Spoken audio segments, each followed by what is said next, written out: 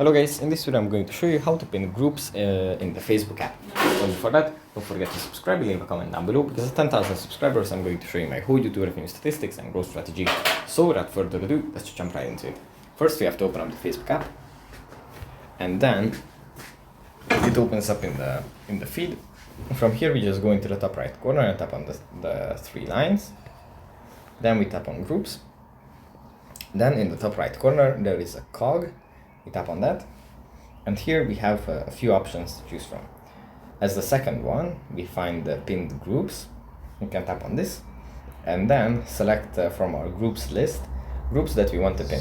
We just tap on the little pin icon next to the group, and here afterwards we can reorganize it like this, or we can unpin it by tapping on the pin. So yeah, that's pretty much it for this video. Hope it was helpful for you guys, and I'll see you in the next one. Bye.